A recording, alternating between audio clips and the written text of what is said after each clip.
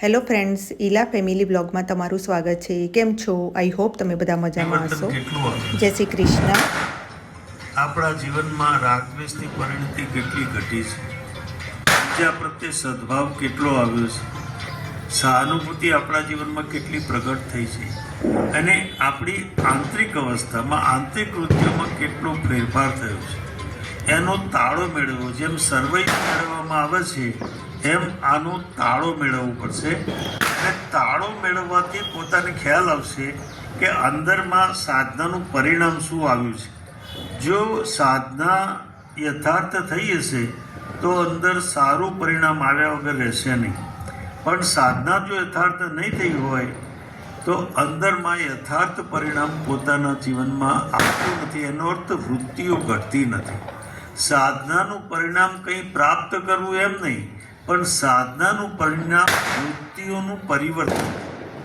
અંદરમાંથી રાગ ઓછો થાય, દ્વેષ ઓછો થાય, આસક્તિ ઓછા થાય, મમત્વ ઓછા થાય.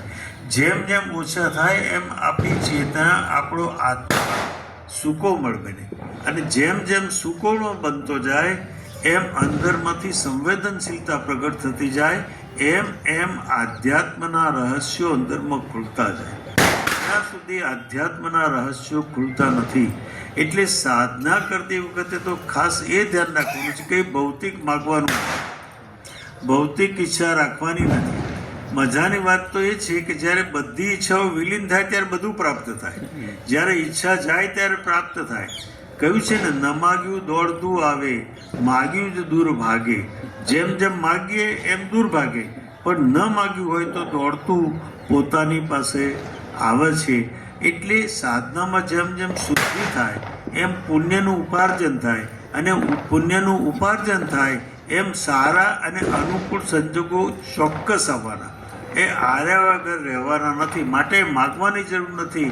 ખાલી એ જ વિચાર આપણા જીવનમાં કરવાનો છે કે આપણા જીવનમાં શુદ્ધિ થાય, શાંતિ થાય, સમાધાન થાય, એવી આપણી અવસ્થા આપણા જીવનમાં પ્રાપ્ત થાય.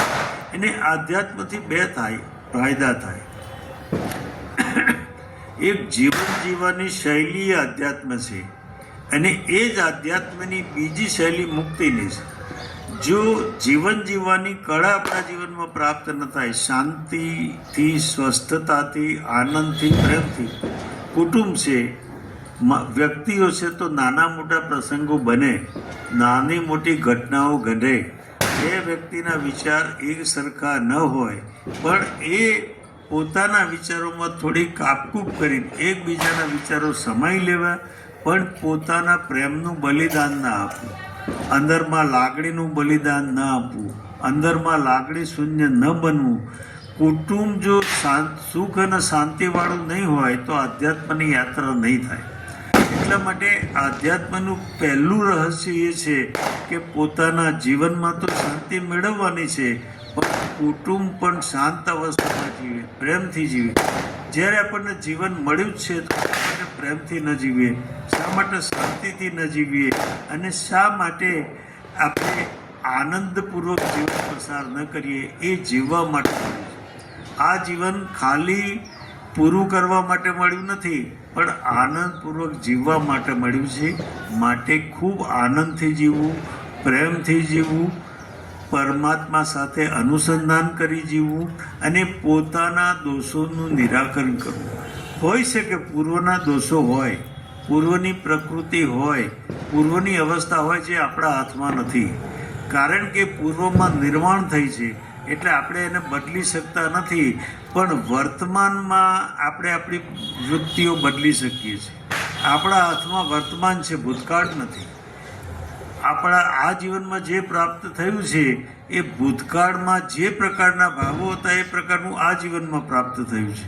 અને આ જીવનમાં જે ભાવો કરીશું એ આવતા જીવનમાં પ્રાપ્ત થશે. તો આપણે ભૂતકાળના ભાવોને તો બદલી શકતા નથી, પણ નવા સારા ભાવો કરી શકીએ છીએ. અને પરમાત્મા સાથે તાદાત્મ્ય સાધી શકાય, પરમાત્મા સાથે અનુસંધાન કરી શકાય. તો આ નવા 2082ના વર્ષમાં આપણે નિર્ણય કરીએ કે શાંત રહેવું છે, સ્વસ્થ રહેવું છે, આનંદપૂર્ણ રહેવું છે, અને અંતર્મુખી રહેવું છે. અને જીવનના જે દોષો છે એ દોષોને વિદાય આપવી છે.